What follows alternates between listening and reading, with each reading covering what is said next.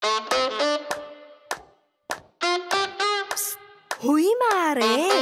Ano latest? Mga Marites! Ano, nag-enjoy ba kayo?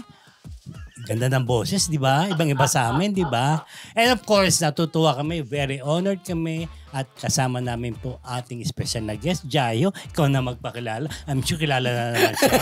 Maraming salamat, Tito Jun. Siyempre, yan mga kamarites, welcome dito sa bago nating studio. Palakpakan naman tayo. Yes! And ang unang nagbinyag po sa atin, walang iba kundi ang country's king of OPM theme song and pop ballad royalty, Mr. Eric Santos! Thank you, Eric, Wow, for maraming being salamat here. po for having me and ako pala ang nagbinyag sa inyong bagong studio. It's an honor. Congratulations Mismo. po, napakaganda po ng inyong studio. Welcome sa Marites University. Salamat. At I'm sure Thank lahat you. ng mga nanonood sa atin all over the world ay talaga nga na mga naantig doon sa awiting iyon. Pag-usapan natin agad yung song na hanggang sa... Hanggang sa huli. Hanggang Oo. sa huli. Pero diba meron ka ng song dati na hanggang sa huli dun sa mga Sa past first recording? album ko, Okay. back in 2004, I recorded my very first album na ang title, This Is The Moment. Hanggang sa huli was one of the songs. Pero ito, anong pinagkaiba nila, Rick? Kasi parehas ng title pero iba ng nilalaman. Pareho siyang love song, pero yung isa, para siyang it's a romantic ballad love song.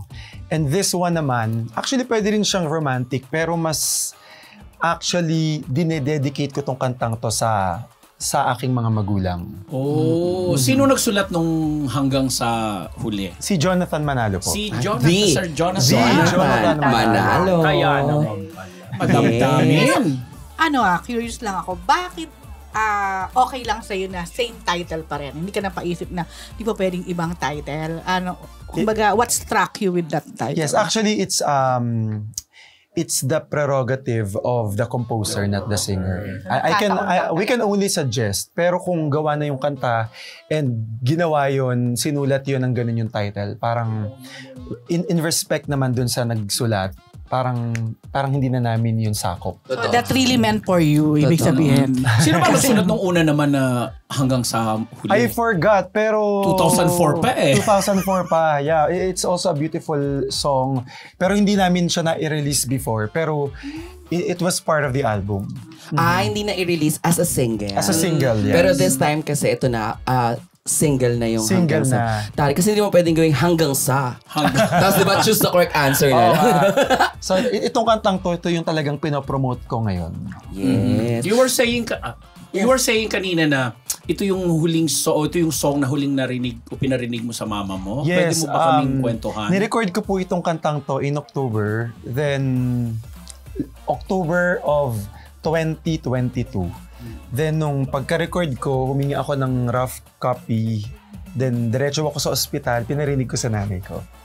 So, yun yung huling recording ko sa studio na kanta na narinig niya.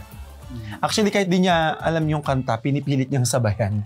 Pero alam mong na-appreciate niya yung kanta, tas talagang dinadamdam niya yung letra, bawat letra nung song. Siyempre, di ba, sino pa ba naman ang talagang magiging pinaka number one supporter? Oh, yeah. Kung di ang ating mga magulang. Rick, idiretso ko na yung tanong. Pinag-uusapan naman na natin. Una, congratulations. You're celebrating your 20th year in the business. Wow. I've watched your pasasalamat sa ASAP. You're very emotional. Andun Totoo, nakita ko rin. Miss Shasha, Ate Reg, Kuya Ogie, Angeline, Julina at iba parang mga baguhan din ng mga singers natin. Frenchie D was Miss Frenchie D, nandun sila. Rick, syempre, di ba, grabe yung challenge na inaharap mo ngayon, no? Na yung facade mo, you're okay, very happy. Pero I know, bilang kilala kita kagabi, may message ko pa to, umiiyak din talaga ako. Kamusta si Eric Santos ngayon that he will celebrate his 20th anniversary sa showbiz? Na ganun yung pinagdadaanan niya? Unang-una, I'm happy. Happy ako in a sense na alam kong masaya yung mga magulang ko in heaven that I am celebrating this milestone sa aking career with the people who have supported me all these years. Masaya, ngunit broken kasi fresh pa yung mga nangyari, mga bagay na hindi inaasahan, and talagang yung pagsubok, yung challenges na naranasan ko at ng aking mga kapatid ay hindi po talaga biro. Kumbaga, it was draining. It's been draining in all aspects. Mentally, emotionally, even financially, alam mo yun, even spiritually, na shaken talaga yung faith namin kasi parang naging familiar na kami doon sa face ng death eh. Biruin mo 8 months apart. Yeah. And same diagnosis.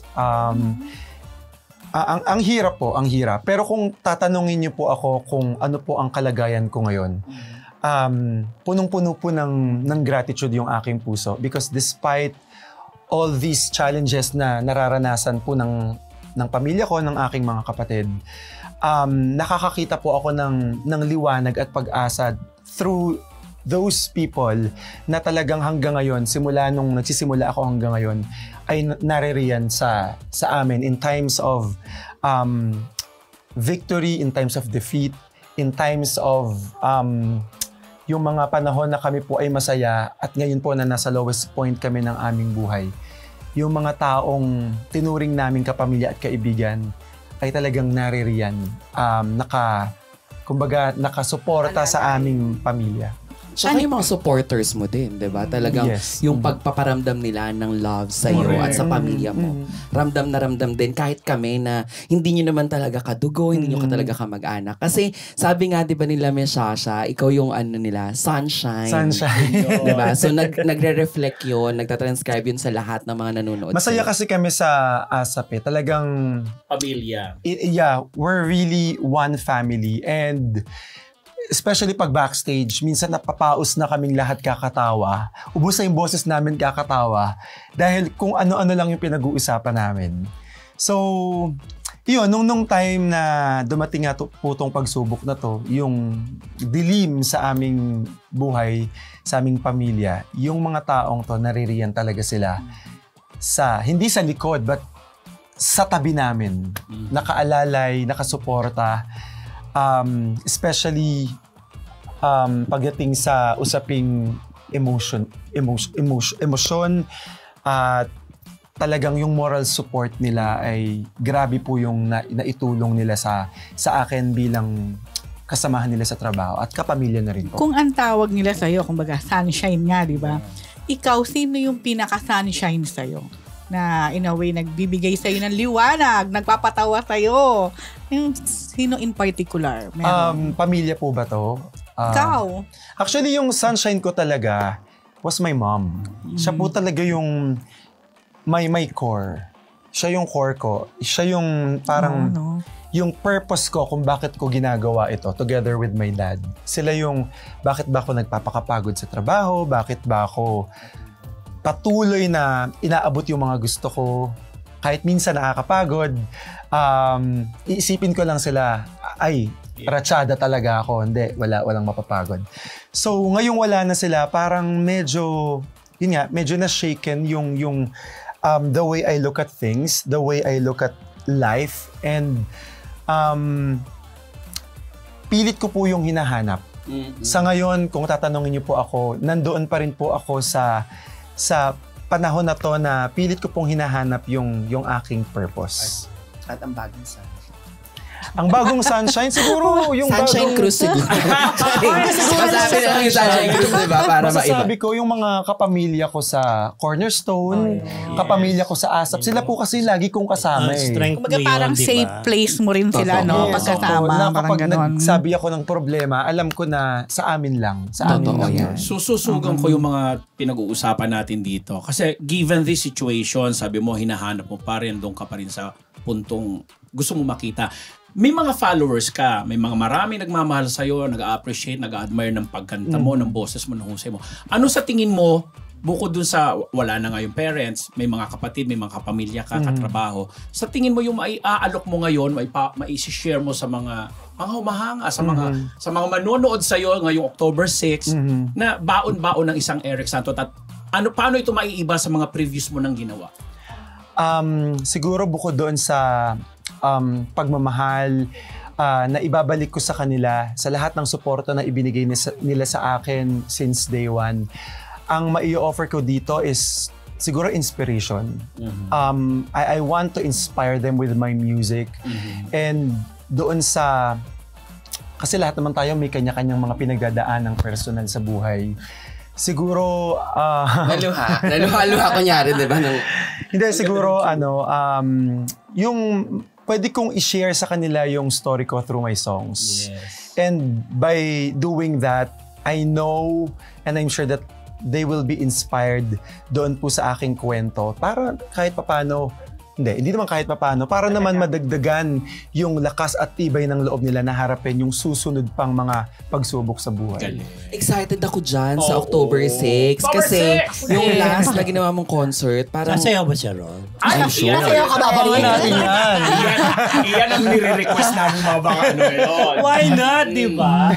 Correct. Ang saya lang. Speaking of that, marami nang natuwa, 'di ba? Doon sa unti-unting paglabas ng mga aabangang very special guest. 'Di ba? Andiyan Isa-isahin sina natin. Angeline Quinto, pinakita na si Darren Espanto, Shireen Shireen Reyes. Reyes. Sino pa ba yung mga Yen nailabas? Constantino. Yen Yen Constantino, Constantino. of course. And a very special guest. Wow, may Dapat pa-surprise! Nako, eto Nako, na. Diba? hindi kaya yun ang sunshine. Totoo. Questions, 20 years ang sineselebrate ng isang Eric Santos, di ba? Sabi nga nung mga mommies, mga momshies, mga uncles, mga Di tita. ba mamamis nga rito, di ba? Totoo. Ang kwento nga nila, di ba? Kapag pinapanood daw nila ang isang Eric Santos, talagang tagos sa puso. Yun na. Yung bawat mga awit na inaawit nito. Tsaka Kumbaga, bawat buga ng feel na feel mo talaga, 'di ba? Ganyan. Pero si Eric ba, sa 20 years niya sa industriya, puro magaganda yung naririnig namin na nakapaligid sa'yo na papuri sa'yo when it comes to your craft, ganyan. Pero Rick, sa 20 years mo na yan, meron ka ba talaga na pinaka-challenge, pinagdaanan, bukod dito sa recent na nangyari? Mula nagsisimula ka. Na talagang parang feeling mo, ay, hindi ko kaya ito. More on Or career-wise. susuko na siya. Meron, pero kinaya ko. Siyempre, sa industry natin, hindi naman lahat gusto ka eh. Tama. Hindi lahat gusto ka. Hindi lahat ay isusulat ka ng maganda. Pero okay yun sa akin. Tanggap ko yun. Sa loob ng 20 years, medyo na, nasanay na po ako sa mga Na-immune. Oo, kasi dapat Intriga, kontrobersiya. kapag ito para sa mga baguhan na gusto talagang nag-a-aspire na napasukin ng industriya, dapat matibay po ang loob po ninyo. At ako natutunan ko po yun with the kind of support system that I have with my family, with my friends, and doon po sa aking management and sa mga kaibigan ko sa ABS. Nakayanan ko naman po lahat. Kasi yun nga, going back, meron talagang mga taong as in hihilahin ka pababa. Na nadamay na pati yung Personal. character ko and sinisira niya pati yung character ko bilang tao at yun ang hindi ako makakapayag. Parang idamay niyo na ako pero yung pamilya ko pag dinamay niyo Ibang labanan. magkakasubukan tayo. Kasi ako po naniniwala ako na mabait naman po akong tao. Oo naman. Marunong naman po akong makisama. Pero Nararamdaman nga namin. pero kung lumampas Damay ka na ang doon pamilya. sa boundaries Yeah. at dinamay mo yung pamilya ko, sandali lang. Ibang usapan Okay. na yan. Pero Eric, susundan ko na rin yung sinabi ni Jai, no, yung tanong niya. Sa 20 years na yan, dumating ka ba sa punto na parang ayoko na? Ngayon, gusto mo nang sumuko. Give up na ako or pahinga. Iba na lang. Parang ganon. Parang, Alam mo, Ate Rose, hindi. okay. Napapagod ako, syempre. Okay, nagpapahinga ka. Opo, Taglit. doon pumapasok yung parang nababurnout. Totoo po yun eh. Pag paulit-ulit po yung ginagawa mo. Magiging demand doon naman. Ikaw yung hindi napahinga eh, no? Wala after manalo. Totoo. Thank you, Lord. Pahinga, di ba? Pero kasi pag iisipin ko po na ang daming gustong mapunta sa kung nasaan po ako ngayon. Ang daming Totoo gustong naman. mag-artista. Ang daming gustong mag-record, mag-release ng kanta, mapanood sa ASAP, mag-concert. Pero isa ako sa nabigyan ng pagkakataon to do those things. Tapos, binigyan ako ng pagkakataon na maabot lahat ng mga pinapangarap ko dati, 20 years ago, na ngayon talagang isinasabuhay ko siya. Parang feeling ko, ang unfair ko naman kay God kung gi-give up ako doon sa mga bagay na ibinigay niya sa akin and at the same time, pinagpaguran ko rin naman po. Naman. Diba? May ano ko doon sa 20 years. Naging bahagi rin ng 20 years mo na umaarte ka. Hindi na pagkakataon, alam mo yan. So, ngayon ba, gusto mo pa rin bang gawin ito bukod sa kumakanta ka at nagpapasaya ka sa amin? Siguro po, given The opportunity. Ba't hindi ka masabi yung the opportunity? siguro ibigay yung opportunity. Kung mabibigyan po ako ng magandang role at yung role naman po ay bagay po sa aking personalidad, why not? Kasi dahil dyan, kakat kita.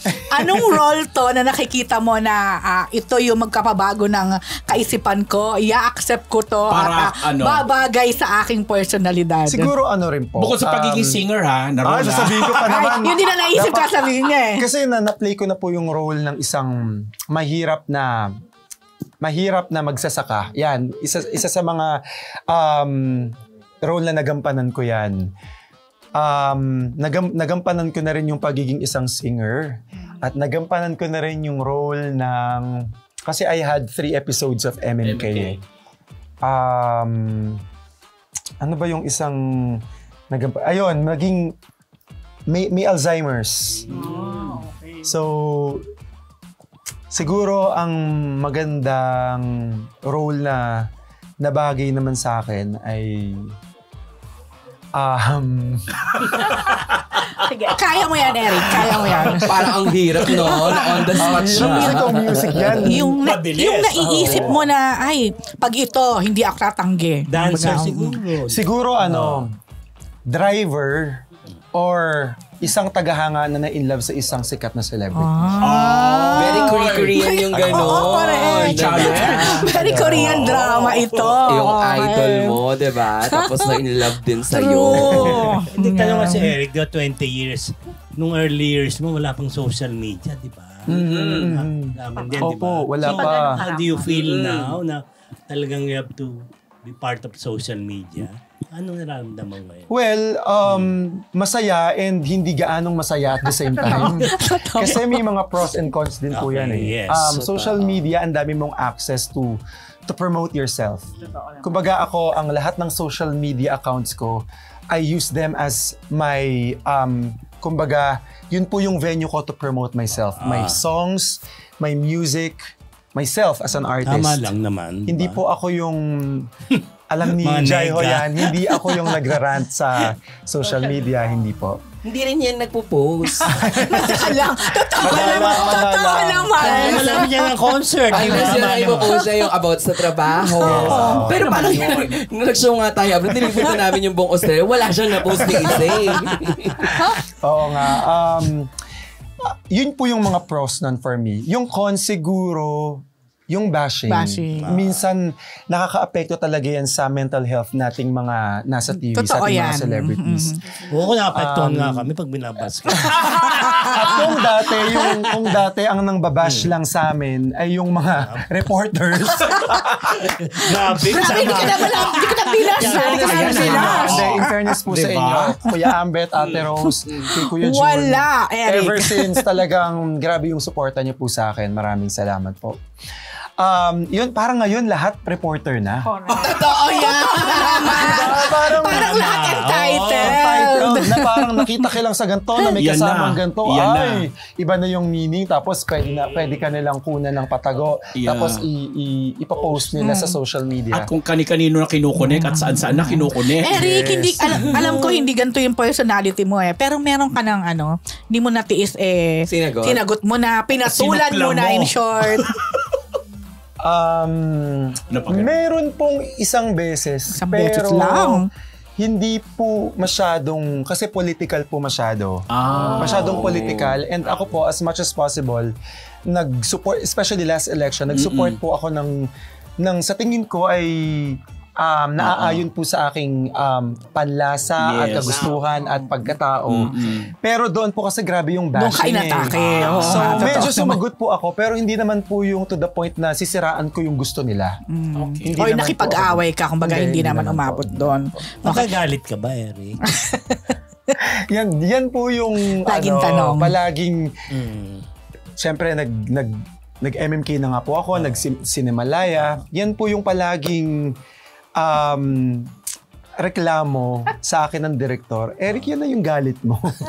Masayahin kasi. Okay. So, Hindi ka kasi nalinis. kasi So, paano nga magalit si Eric? Seriously paano magalit si Eric? Yung totoo. Alam niyo po, Parang bigla kanyang sinuntok ganito. Paano nga? Hindi siya nagagalit. for someone na hindi masyadong madalas magalit, sabi nila, nakakatakot. Totoo. Pero ako po, parang tanungin po natin yung personal assistant ko. Parang, Paano magalit si Eric? Sa 20 years? Nasuntok ka na ba? Parang hindi naman po. Joke lang. kasi parang ako, pag nagalit po, maya-maya, okay na po ako. True. At saka feeling ko pag nagalit mo naman si Eric Santos, parang sumobra ka na talaga. Tatawanan ka nga lang Tumodo yan eh. ka na talaga doon. Doon na ako pupunta sa ginagawa mo araw-araw pag napapanood ka namin sa TNT bilang hurado. Kaya minsan ikaw yung Unong hurado. Nakikita ka namin masyado kang bungis-ngis, pinaglalaroan ka na lalo na may device, ganyan. Hindi ka ba napipikon kapag yung, alam mo yun, katulad ni Darren, gayang-gaya ka, lahat natutuwa.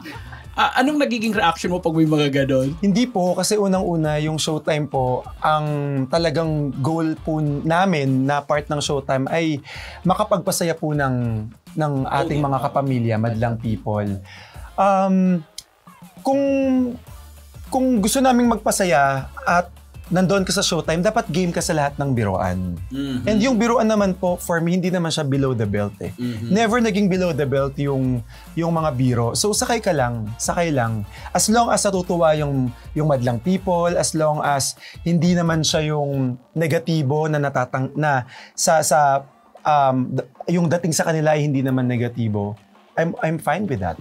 Masaya po ako kami sa Showtime. Ito na nga susundin ko kasi alam ko lahat kami gusto malaman ang opinion mo sa mga isyong kinakaharap ngayon ng Showtime. Okay bang magbigay ka ng kuro-kuro mo sa loobin na especially yung mga main host katulad ni Vice Ganda na nasasangkot sa mga kontrobersiya, di ba? May skandalo, etc. Anong take mo dito? Actually, nalulungkot po ako na kailangan pang umabot sa ganito, di po ba? Pero bilang party po ng show, I stand by them and I hope and I'm still praying na I'm sure na maaayos po ito at talagang malalampasan po ito ng mga kapamilya natin sa Showtime. I'm sure about that. O maiba naman ako. Kasi sabi ko nga sa'yo kanina, pinanood ko yung... Sorry, Teros. Eric, di ba very marites kami? No? Parang, microphone talaga na nag-uunahan din ha. At saka walang script ha, talagang Walang board. walang mga idiot board. Ayan wala script. Wala idiot board. Yes! Anyway, Eric, napanood ko nga yung interview mo kay Miss Karen Davila. Opo.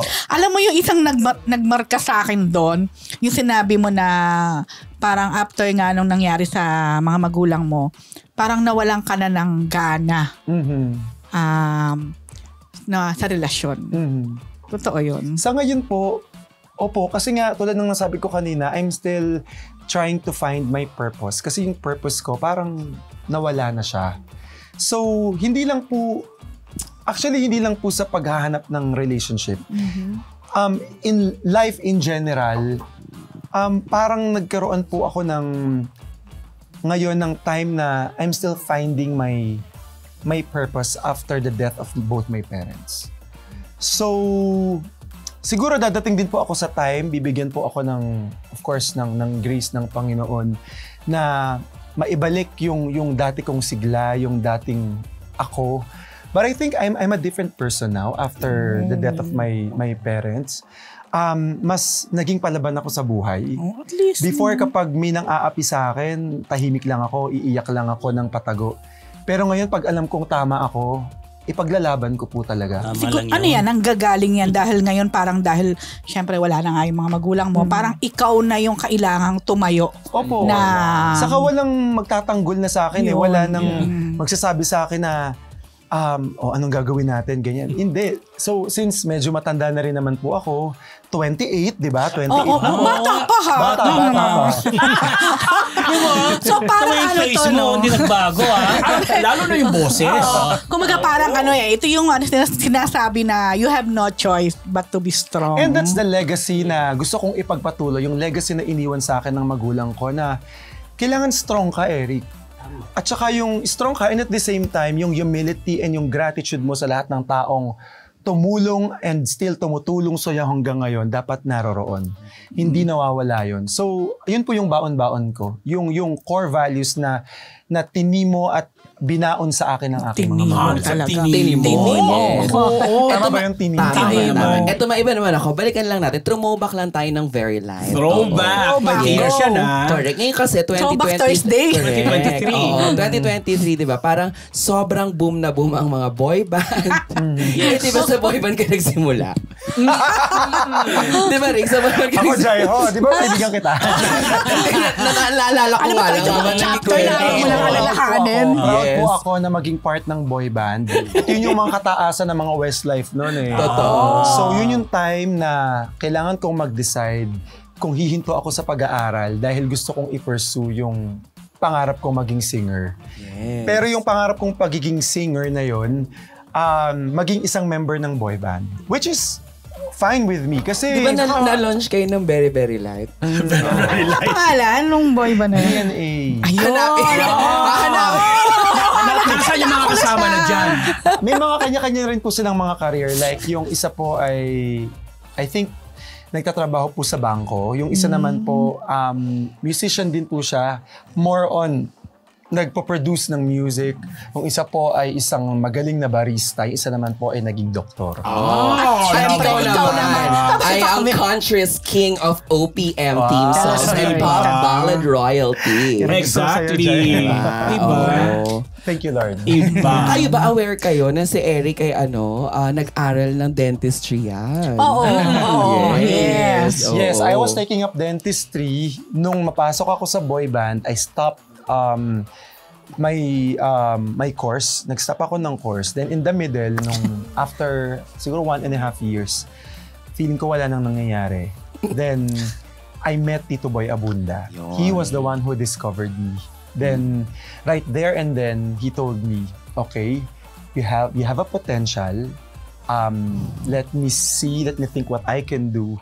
Pero interesado akong i-handle ka bilang isa sa mga artista ko. Siya yung isa sa mga unang mga tao na naniwala po sa aking kakayahan. Alam mo, ang galing-galing ni Eric sa part na yun. Nung pinapanood ko yung parang nag-breakdown siya sa ASAP, sabi ko, grabe no, ganito yung ugali na talagang dapat ina-idolize. Yes. Yung taong nagbigay ng unang pagtitiwala sa kanya, never niya nalimutan dun pasalamatan. Yun yung huli mong binanggit eh. Hindi ko Si makakalimutan Tito si Tito Boy kasi siya yung unang nagbigay sa akin ng opportunity na maabot yung pangarap ko eh. Siya yung nag-encourage sa akin to join Star in a Million, na kahit natalo po ako noon, sabi niya, go ka lang, go lang, akong bahala sa'yo, pagtutulungan natin to. Tapos after 2 weeks, tinawag ako for wild card, parang ayoko nang sumali. Siya pa rin yung nag-encourage sa akin, sali ka lang, Eric. Tapos in the middle of the show, nung pong Star in a Million as a solo show, siya yung nagsabi sa akin na, Eric, maghanda ka kasi hindi natin to inaasahan na aangat ka sa ranking, pero nakikita ko na meron ka talagang potential to win. Though ako, hindi po ako naniniwala sa sarili ko na mananalo po ako dahil ang gagaling po ng mga kalaban ko. At gaganto po si Shireen. Especially Shireen. Yes. She was the consistent number one. Pero siya po, si Tito Boy po yung talagang naniwala na meron kang chance at meron kang potential to win this contest. Grabe yung finals. Grabe yun. no? Icon. Hanggang ngayon, pag piniplay yun sa mga YouTube, makikita mo talaga yung reaction Alam mo, ni ulitin Shereen. yung nga ni Shereen yan sa concert. Sabay Dapat may gano'n kayong skit na siya rin sa concert, no? Hindi, kasi singit lang Parang ako may bago. remake ng Kasi gano'n. makikita mo doon si Shereen talagang parang nagsimangot pa siya. Actually, Diba? Parang hindi niya matanggap. Ay, pero wait lang. respect Mahal kay namin din si Shereen. Shereen, ha? Yes, Yes, mahal Nakakachika natin si natin. Shereen. Oo. And napakalaking naging kontrobersiya po niya na yung, Exactly. yung Star in a Million. Kaya naman, i-relive namin. This coming October 6, the showdown Nako. that they have been waiting for. Nako, yung pala, kabang-abang na sa concert. Actually, hindi naman showdown, pero more of a reunion. Oo. So this is the moment pa rin yung mga ano doon, tsaka Abangan po natin.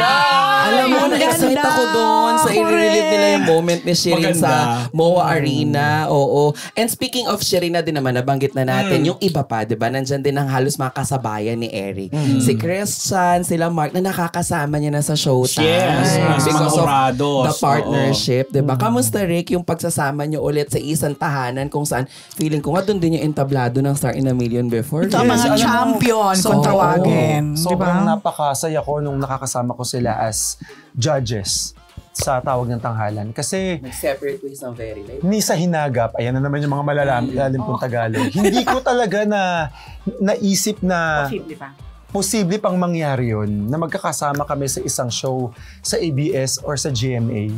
So, isang ano yun, kumbaga isang napakalaking blessing for, hindi lang para sa amin, kundi sa lahat ng mga artista ng GMA and ng ABS na maglipat bahay once in a while. It's really a blessing po talaga for all of us. So, pwede ka na mag-guest sa Fast Talk with Boy Abunda. I hope po. Opo. Nako, kaabang-abang din yan ang kanyang Diba? discoverer, Opo. di ba? O Rick, ang dami nating napagkwentuhan, ang dami nating mga binalikan, at ang dami rin nakapagpa-excite na abangan yung concert sa October 6. And speaking of concert, bukod dun sa mangyayari sa inyo ni Shereen on stage, ano pa yung dapat na abangan? Magkano ang mga tickets? Ganun. Yeah. Yes, marami po silang aabangan dito. Of course, it's my way of giving back the glory to God for all the blessings talaga na ibinigay niya sa akin for the past 20 years of my career. And it's also my way of giving back to all my supporters, to all my fans, to all the people who have supported me and loved my music all these years. Talagang i-dedicate ko po ang concert na ito sa kanila. And of course, this concert will be in honor of my parents na kasama kong nangarap 20 years ago. So, it's going to be very special. It's going to be very personal. And Emotional. Siguro emotional. Ramdam and na ramdam ko na si Eric. Iiyak So, ko. magsasayaw ka ron, ha? Yes, Siyempre, kasama sa and emotion yun. it's going to be fun. Yeah, fun. Talagang maganda. magiging sisiguraduhin kong uuwi ang mga taong baon-baon ang inspirasyon at kasiyahan na nakuha nila sa concert. At kahit may mga luha-luha kami niyan, nagpa-reserve na po ako ng ticket. Sold out na ba ang Yes. SVIP? VIP 1. Actually, yung mga mamahaling tickets, konting-konti na lang po, masasold out na. Thank you po sa lahat ng mga bumili ng tickets. Ako, bibili ako ng Maraming salamat po. Congrats. May Ayan. support kasi alam natin, Thank bukod you, sa Kuya Cornerstone, producer ka din itong concert Opo, na to. producer, kaya nagbebenta ako ng tickets sa mga kaibigan. Post natin yan. Kaya tingnan nyo naman, ano, parang all the way from Milan. Diretso si Eric sa Walang jet lag. Talagang Seryoso. trabaho agad-agad, dire-diretso. Pero mag-last question ako kay Eric. Eric, anong legacy na lang na gusto mong maiwan bilang isang performer, bilang isang singer, sa madlang people, kumbaga? Siguro, gusto kong maiwan sa kanila or maihatid sa kanila yung value ng humility and gratitude. Kasi for me, kahit gaano ka kagaling, kahit gaano kalaki yung talento mo, kung hindi ka marunong makisama sa mga taong nakakatrabaho mo, kung hindi mo matututunan yung maging mapagkumbaba despite your success, wala ka pong mararating. Napaka-importante good. niyan. Napakaganda, napakaganda. Tatanungin ko dapat yung bago matapos kung ano yung may papayo niya sa mga nagsisimula. Kasi for 20 years, di ba, tinawanan nga lang natin na hindi siya nabakante, hindi siya napahinga. Pero hindi lahat naaabot yung ganyang klase ng karera, no, na 20 years, pero nandun ka pa rin sa top. Ikaw pa rin ang nag-iisang Eric diba? Country's king. Diba? And Parang Papalad royalty. Hindi, yun nga, nasagot na humility. Kasi ako may huling tanong din ako. That's why I'm so grateful po talaga sa lahat po ng mga taong tumulong sa akin. Isa na dyan, of course, nabanggit ko na sa kanina, the one who discovered me, the very first person who believed in me, si Tito Boy Abunda. Maraming salamat. To my ABS-CBN family, to my Cornerstone family, kay Erickson Raimundo, kay Cynthia, Thank you, kay Jeff. Cynthia. Thank you. Cornerstone. Sa Star Music, 20 years na rin po ako sa Star Music. Simula kay Ma'am Annabel Regalado hanggang kay Sir Roxy Luquigan, kay Jonathan Manalo.